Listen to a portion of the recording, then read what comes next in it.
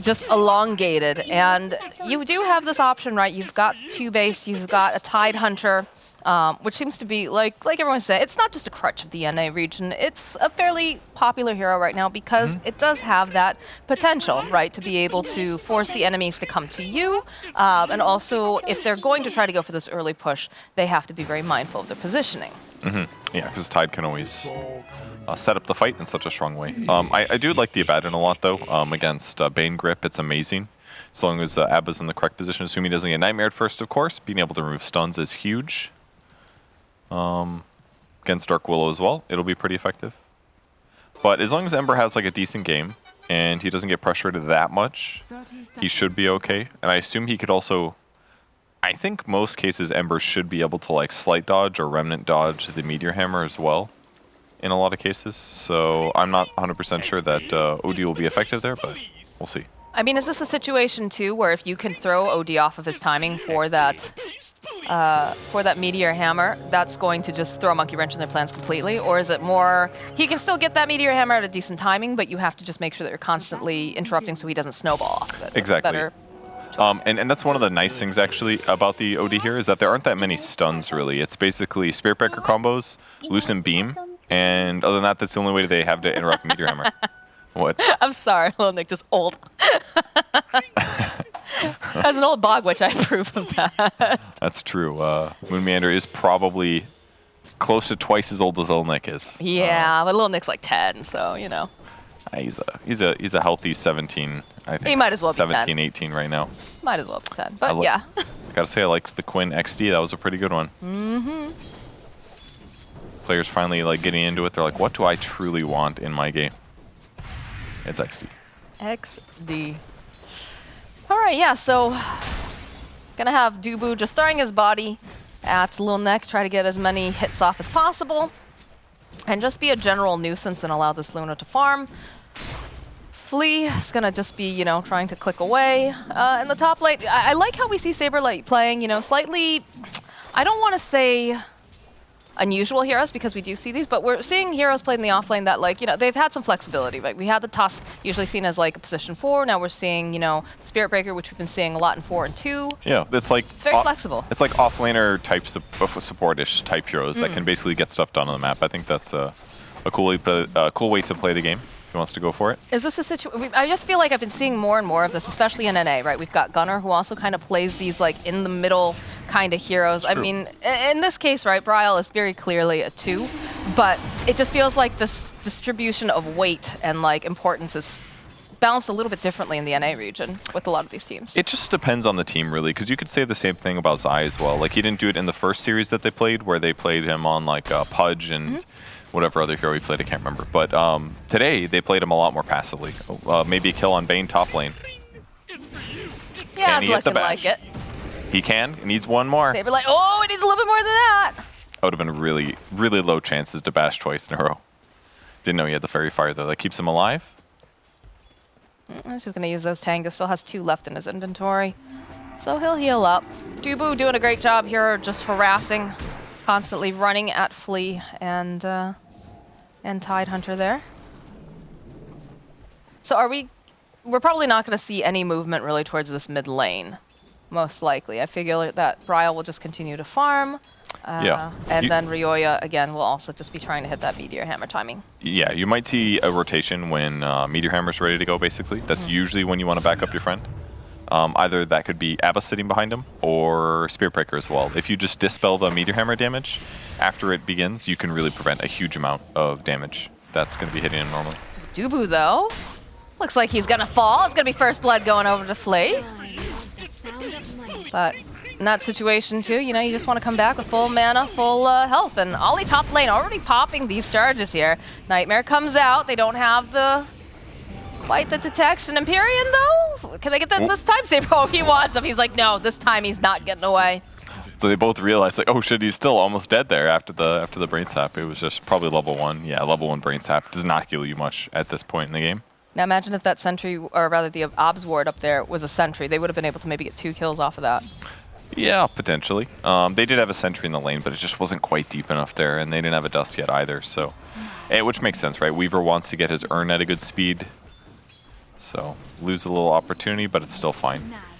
But yeah, if Saberlight can keep making this work, this like roamy, team fighty threes without necessarily needing a Blink Dagger, then hey, let's make it work for your team if that's your strat that you want to run. Yeah, I like it. I think it's an interesting way to play Dota, and I think that's one of the fun things about watching multiple regions, is seeing, you know, what's really popular in one, especially when you have something as far away as North America from Western Europe. You really start to see just some different strategies coming out based on the region's metas. Another Nightmare just being annoying here on this Bane. Of course, Saberlight, the more points that he gets in the bulldoze eventually, is just going to laugh those things off. So he's got to get those in now, right? Yeah, it's Bulldoze is just such a good spell for that. Assuming you use it at the right time. If your opponents pick up a Yule Scepter, it can be a lot harder. We may see Ember Spirit go for that pathway later on. You think so? It's common sometimes for Embers to pick up Yules, yeah. And against Spirit Breaker, if he's... Oh, I'm sorry, same team. I'm dumb. No. You're just tired, that's all. Empyrean's getting chased down. A couple hits here. This time they'll be able to get them without... oh, this is looking like Moon Meander. We'll pay for this, though. Oh, nice bash, though, coming out from Saberlight. They'll be able to force back Ollie. Moon still trying to heal up. It's just going to try to... Oh, he's greedy. That's a greedy little bug. He's pushing his limits a little bit. Wants to get some damage in before he leaves. Nah, just kidding. He's got another tangle. He's going to be just fine. Uh-oh. He's fine. Took a tower hit there, but Sakuchi's off the majority of the damage. Back on the mid lane, OD's doing pretty solid against Ember here, getting some good right clicks in. Brawl's got to be a little careful here. He's got a big int advantage. If his Flame Guard runs out, he could just get ultied and die, but he'll put a Remnant down and heal back up to full. So no kill there for Ryoya, but it will give him some space. This nice ward here placed by Empyrean's going to get a couple clicks up over onto Moon Meander. He'll drop the swarm. This is still going to be a dead Moon. Okay. OD Saberlight. OD basically has his Meteor Hammer done. Just has to fly to the side chop quick. And it feels like Undying understands that it's coming out very soon with that charge coming out from Saberlight. Yeah, definitely. So just has to go fly and get the Void Stone, and everything will be fine. Ready for him to go for a combo. But again, look, you can tell just by Saberlight hanging out here. He knows what they're worried about. This mid ward is not quite going to live through this either. Moon Meander rotates as well. Look at this. 3 heroes playing on the mid lane. They do not want to let him get a Meteor Hammer kill. Well, they know exactly how they want to play this game, and they're going to make it as difficult as possible. Saberlight does find himself Empyrean again over here. We'll throw out the Nightmare, saunter away. And there's the Meteor Hammer completed now, so be a lot of eyes over here on Ryoya, making sure he cannot snowball with this item. Seems to be very important. With that said, though, if he's a very experienced OD player, he should know what his limits are. True. Like, he's not going to try for Ember, because Ember can just jump away with Activate Fire Remnant. But do you think he's going to make a rotation? Oh, he's going to try, actually. He goes mid. He's going for it. He hits him. Mid lane. Mid lane, yep. Look at that damage. Turns on Flame Guard to prevent a little bit of it at the end, but I mean, just huge amount of damage being dealt just there. If he banishes... He's got double that should break damage his up. armor. We're on Bra. Yeah, let's just do the banishment. I think this will break through his shield, do a little bit of damage. Top lane, though, they're skirmishing again. Empyrean, they just have so much negative armor chasing after him, but they dish back the negative armor as well. Shikuchi coming forward from Moon Meander, needs like 1 or 2 more hits on Empyrean, he'll find it. This Bane is having a very, very tough lane. The bottom lane, though, I feel like has been fairly quiet, other than I think Dubu died once. But otherwise, you know, they're really getting some nice farm on both Lil Nick and Tomato. Yeah, but Lil Nick is a bit ahead. 5 CS up, which is great for him. Not always the easiest against like a Luna Bane, or sorry, a Luna Abba dual lane. It's a quite strong one, but they're also getting pulls done on the TooBased side, so some of these creeps are just getting denied. Here, another charge going off. Saberlight making his way mid over towards Ryoya. Bryle gonna be able to snap up that haste rune. But he'll cancel out the charge. Doesn't see the opportunity. Steady Hammer's small creep wave will resume farming as well. It's a decent start to Ryoya's farm. His last hits are high. Basically just traded evenly with Ember Spirit. Whose mid game is going to be stronger? Probably Ember Spirits, I guess. Empyrean going to die top lane here, getting dived. And they just have this capability to do this every single time. A little bash, a little boop, and a little death. But he is going to pay for it. So again, this is, you know, Saberlight is playing that 3 position.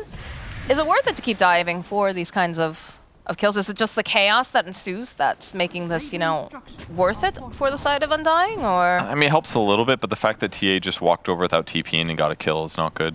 That's not what Saberlight was hoping for. The dive was fine, though. Totally a good choice, but giving the enemy carrier a response kill isn't going to be a good time. Oh, barely saves his courier top as well.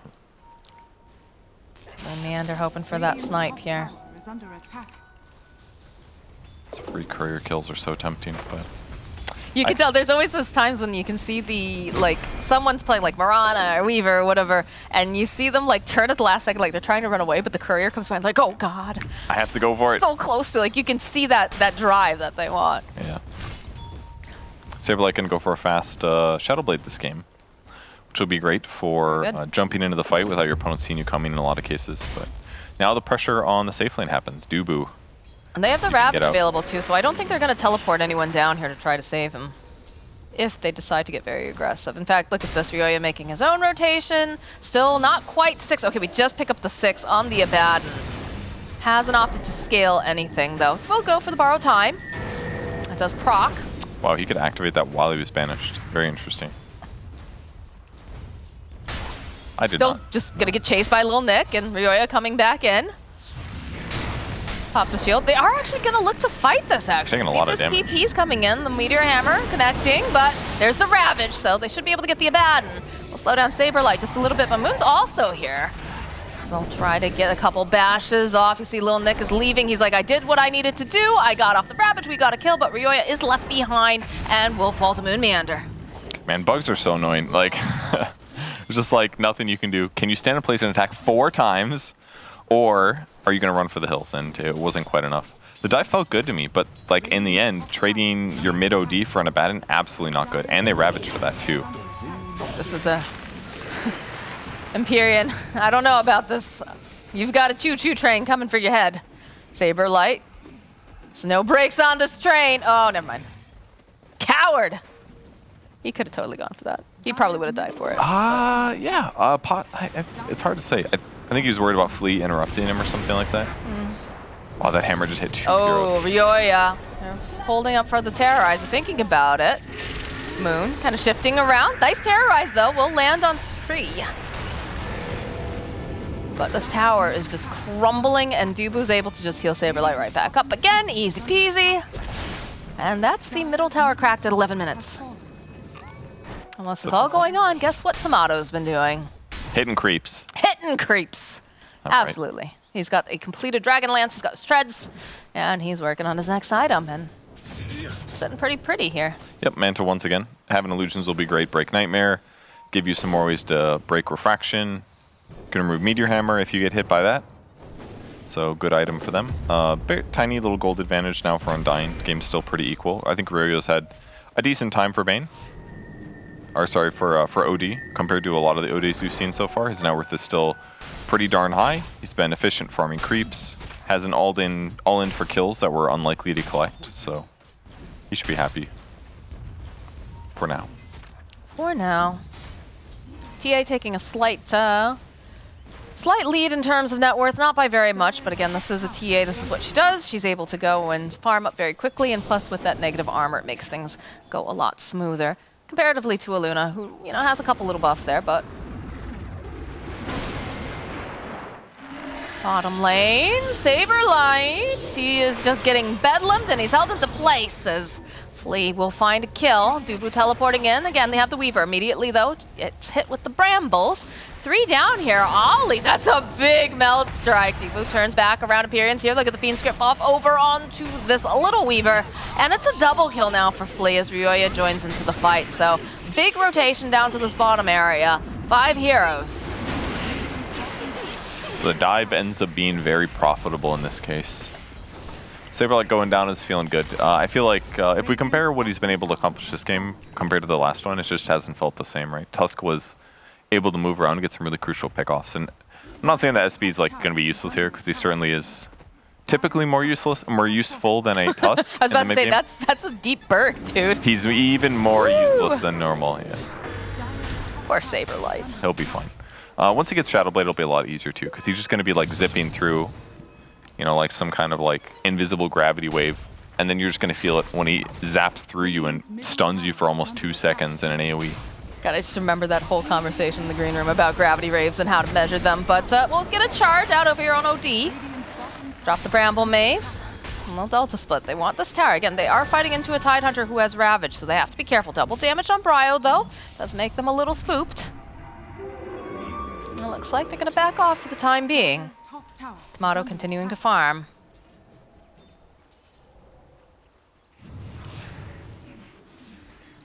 It feels like a lot of TooBased are sitting in this area here. They like felt the presence. They of have the heroes. vision on Ryoya. Look at this immediately.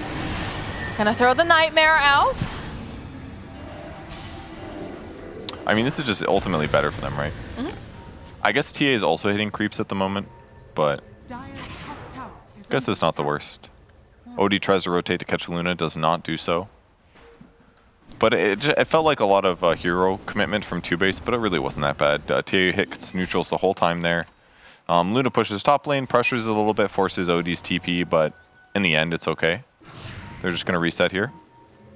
They did just finish that Spirit Vessel under 15 minutes, which is pretty nice. It's going to be very useful against the heroes over on the side of TooBased. Gotta get kill first, though. They do indeed, and it's despite a lot of action, I feel like we haven't seen a lot of murder. Yeah, what happened to last game? Like 40 kills at 23 minutes? We're going to have to get a lot for that to happen this one. Maybe a little harder for them to grab kills. I mean, that Tusk was going, like, just balling out of control. He was, Snowballing yeah. out of control? Yeah. Saberlight definitely struggling a little bit more. He's getting closer to the Shadow Blade. That's going to be a very big deal. But they just don't have the same kill potential as they did in the first game. As Empyrean waits there, has the Fiend's Grip. Saberlight, choo-choo coming on through. Moon Meanders 5, they go, they drop the hammer. The slide's coming through though. Empyrean they find the kill, and they'll follow up with the Ravage. A good terrorize. Ryoya somehow still alive here as they'll follow up. They'll get a kill on Moon Meanders, Saberlight, and Bryle. There they go. I gotta say, Nick is really impressing me this series, man. I mean, we're 15 minutes in, and he's got Phase, Hood, Blink Dagger, and we saw the impact in that fight. He Blink Ravages, and an OD who looks certainly dead gets to help clean up. So 2K advantage now going to TooBased. Let's take a look at that again. We did see a grip here. Start things off nicely, but the charge is going to interrupt that. Bane gets basically destroyed, but man, this Ravage absolutely binds so much time. Guarantees the Terrorize, hits 2, and that means Rio is going to live. He does get slighted, almost dies there, but stays alive. At the end of that fight, 2,000 gold away from his BKB. All right, this looks Lee trying dead. to get into position. They throw down the brambles. It does look dead, and it is indeed a dead Ryoya. Down her. See buyout? He actually bought out a Blink instead. Also opting to have some ability to like rearrange his team fight. Banish yourself, Blink out. It's a decent item for the middle. It's also nice, like it gives you another option if SB's like launching across the map at you. You know, if you blink 2,000 units towards your teammates or behind your teammates, SB has to make a hard decision. Not to mention he could also do the same to his allies, blink and save somebody else.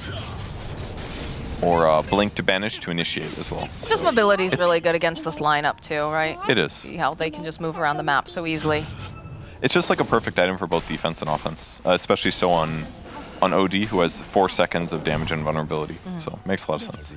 Didn't work that fight, but a lot of other cases that'll matter. We have the medallion picked up now for Moon Meander, going to add to that negative armor and make it easier for them to eventually go for that Roche.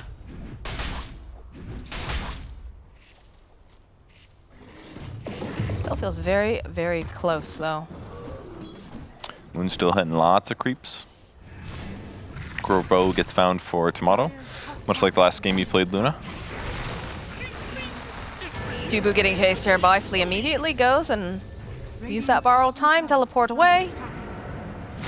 Safe to do. He doesn't want to mess around. If somebody else shows up with a stun, like there's no way he gets home. No, he's dead. That way, at least the stun gets removed and it forces Terrorize if he really wants to try for the kill. So just a safe way to escape. Like it's unlikely to be a fight in the next 60 seconds anyways, but they are going to collapse on Saberlight. He's got Shadow Blade now though. They're going to have to be carrying dust, although it is big meld strike to get the Fiend's Grip off.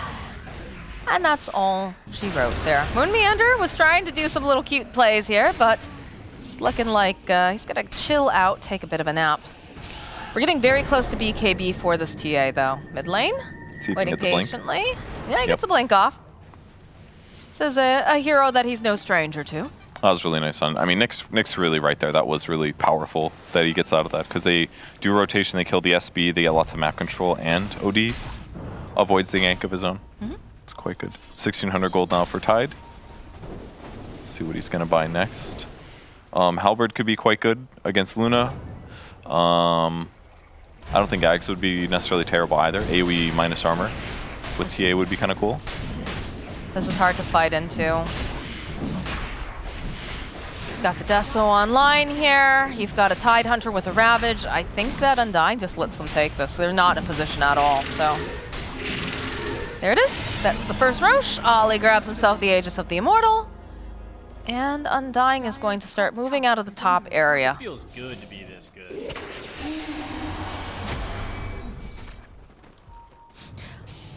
I don't know why, it just cracks me up seeing the self-flagellation of Saberlight as, yeah. Just like, go faster, Beast Burden. Okay. It's magic. All right, this time they'll do it because there's enough follow-up damage with Nick here. Yeah. And with Ryoya here too, I'm sure that they'll be able to finish off Dubu. They're making him work for it though, so. Yeah, Astral Imprisonment, follow up with the Meteor Hammer, and the TPs are going out to the bottom lane now. So they do manage to take off the Aegis. And Empyrean getting into position, looking to see if they can catch anyone else. Can they grab Moon Meander? It's just not going to be fast enough this time. That's still pretty good though. Get some reactions in. Only a small gold advantage is going to them, but at least TA is able to keep her net worth up against Luna. So while Tomato should be very farmed, they've got decent solutions. Anchor Smash is quite good against Luna. She has a decent amount of stat-based damage, so reducing that is quite good. They've got the pure damage from OD. There is potentially a timing that Tomato can hit that's going to be really annoying to deal with. That's the one he gets like Butterfly, basically, because TA won't necessarily want to buy MKB, and OD definitely doesn't want to buy MKB, so not having True Strike against him could be something he exploits. And on the other hand, they also have, what, 2 range cores now, so both OD and the TA are very, very vulnerable to a Scotty. So I think depending on how fast how the next couple of fights go kind of changes a lot, right? Because if Undying gets a little bit ahead, and let's say Luna's able to just get like a Scotty advantage or half Scotty, like half an item up, it could really make the fights a lot straightforward for them, a lot more straightforward, especially when BKBs are up. I was about to say, this BKB is getting very, very close now in timing for Luna, so these next fights are going to be very interesting because it feels like OD is not going to be able to do anywhere near as much.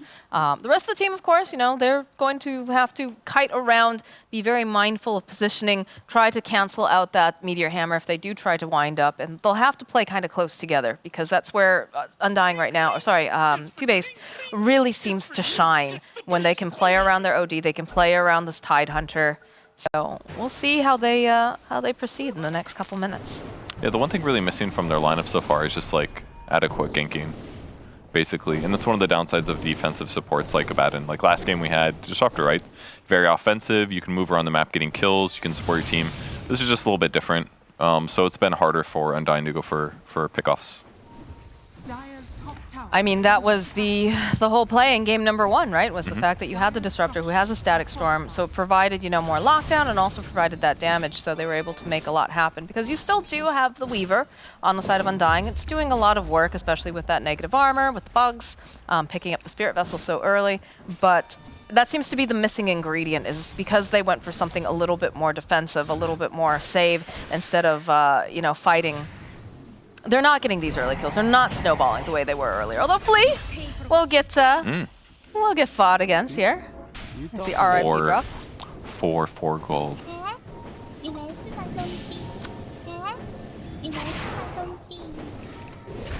Swarm being thrown out over onto Empyrean. Look at the immediately changed her out. Like they're like, ooh, piece of candy. This light comes through for Bryle. It's like, that guy's dead. I'm gonna kill him. That does look like really terrifying. Spirit Vessel and bugged. It's like, what do you do? And Medallion on top of that. Don't forget. There's a lot going on. Ah, that's right. The old Solar Crest on the when somebody's bugged, so they attack slower to kill the bugs. That can be fun too. I don't think he's there yet. He's actually very close. He's 100 gold away. So yeah. Against those like lower attack speed support heroes, even like Tide or somebody, it can be really effective.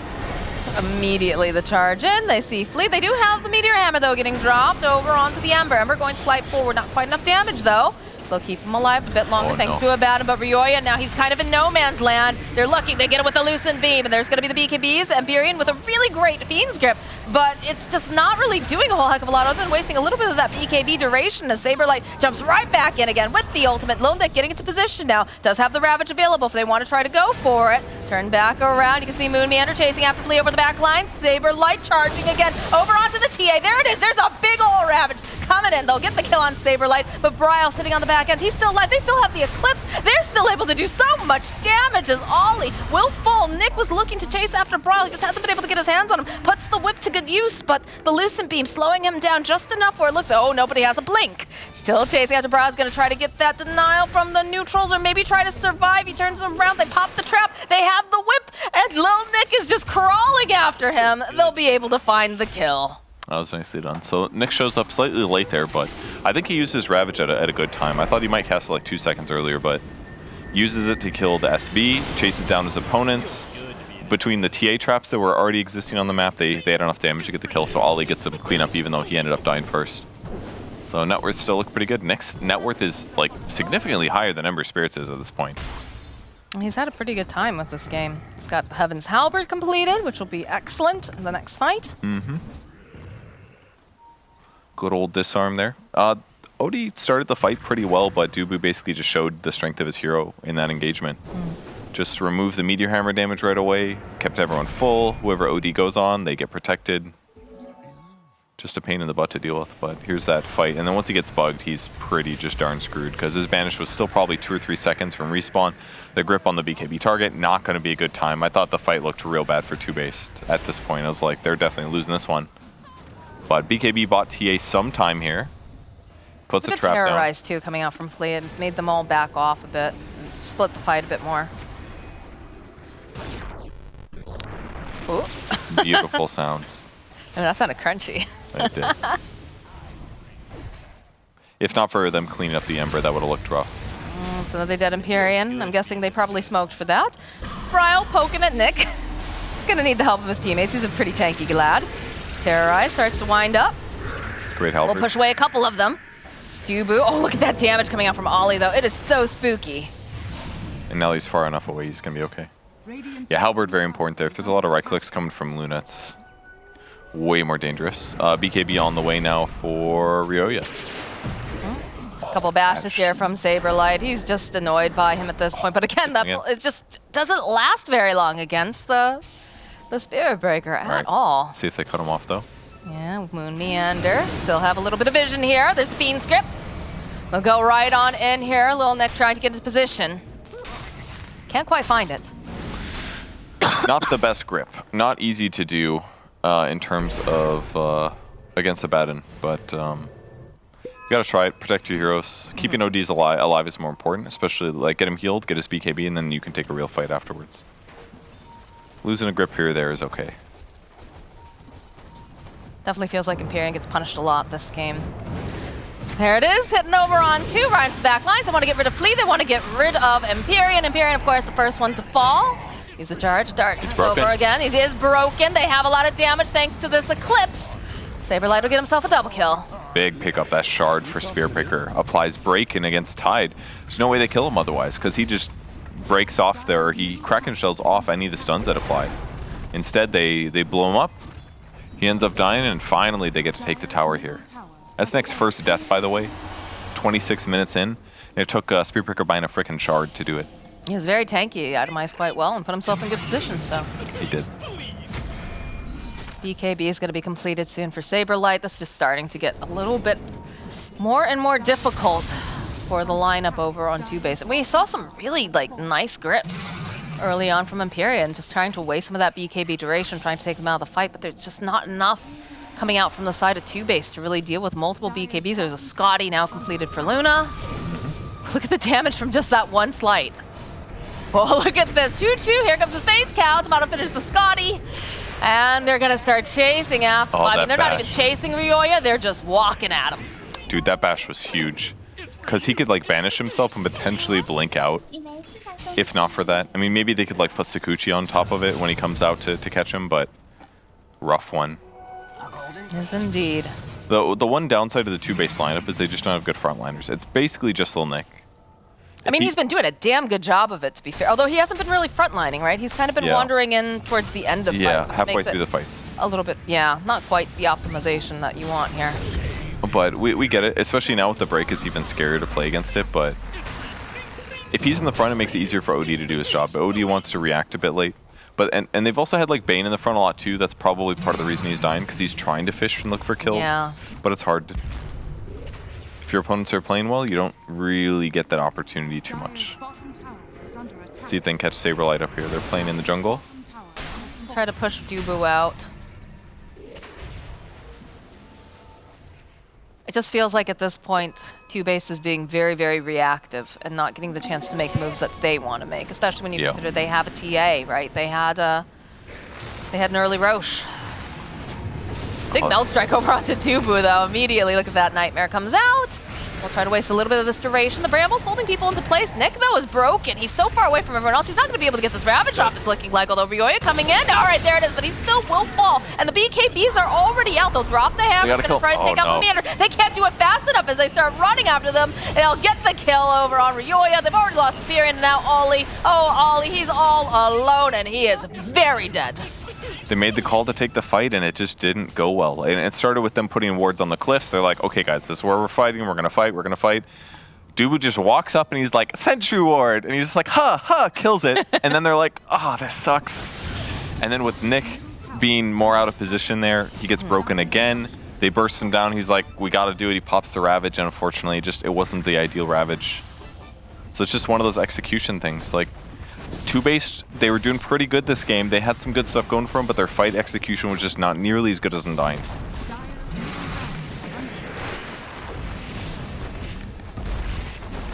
It's also interesting, Dubu opting to, I believe he's picked up an Orchid. Oh, that's right. I did see him building that earlier. It's a cool build. Basically, you can prevent banishes or sleeps or whatever else. Even if you just like Orchid Tide and nobody does damage to him, that's still like 5 seconds of prevention. He could have gone something like Locket instead, but he realized his role. It's basically just to protect his allies and add a little bit more utility because they lack disables. I would say that he's doing a great job with that, considering the fact that he hasn't died. Lil Nick, oh Nick. Tiny Nicholas, small Nicholas.